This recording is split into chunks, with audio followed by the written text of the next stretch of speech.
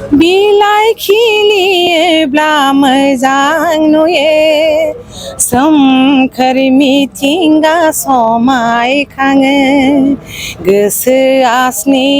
गाबजों गोसोखां अराय गोदोलांनाय बिमानि रावखौ दाबो खिन्थानो रोङाखै नोंनि खुगाया बिमा गेवाखै मानो गोसोखां दिनै गोथार सान इन्डियानि गुदिपुरि भारतनि 79 उदांस्रि जानायनि सान दिनै आं दिनै जोंखौ बे सानावनो गोथार सानावनो बिटिआरनिफ्राय बर'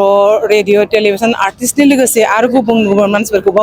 बरायदों सनमान होदों बेनि थाखाय आङो सिगाङावनो बिथांमोननिसिम आंनि सिबिनाय आरो खुलुमनायखौ गोथार गोसोयै बयखौबो बावहरदों आरो जोबोर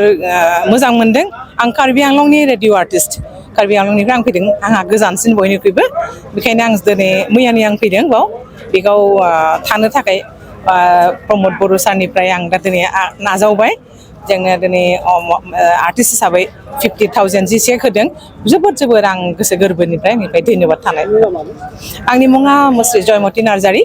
आं 1994 निफ्रायनो रेडिअ आर्टिस्ट आरो गोदान फार्स्ट खनजेनदों आङो 94 आव गिबियाव खननाय मेथाइखौ आं एसे बुंलायनि दे बिलाइ खिलियोब्ला मोजां नुयो सोमखोर मिथिंगा समायखाङो गोसोआ स्नि गाबजों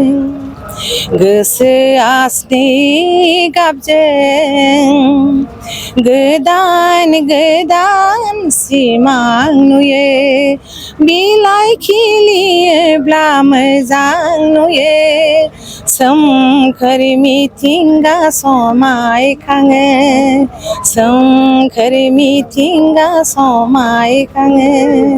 सोमखोर मिथिंगा समायखाङो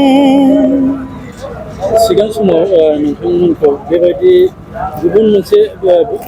सरकार थानाय समाव बेलेग सरकार थानाय समाव बेबायदि मान सनमान बिदि होदों ना दासिमबोथ' मोनाखै आं बे फार्स्ट टाइम बिटिआर सरनिफ्राय बेबायदि आं मोनदों आरो बेखायनो आं जोबोद गोसो खुसि जादों बेखायनो आरो बिनि आगोलाव मोनाखै आरो नोंथांनि बे रेडिअ टेलिभिसनाव खननाय दोंसे आरो गोसोखां अराय गोसोखां अराय गोदोलांनाय बिमानि रावखौ दाबो खिन्थानो रोङाखै नोंनि खुगाया बिमा गेवाखै मानो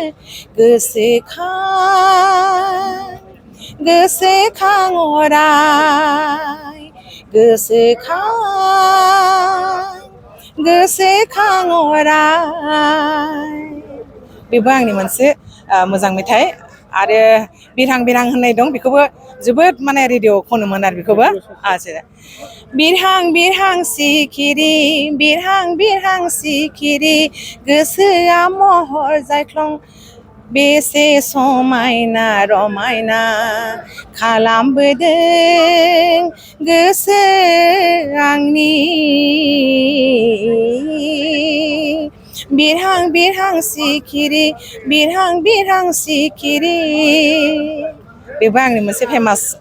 दंमोन आरो आगराव दे धन्यबाद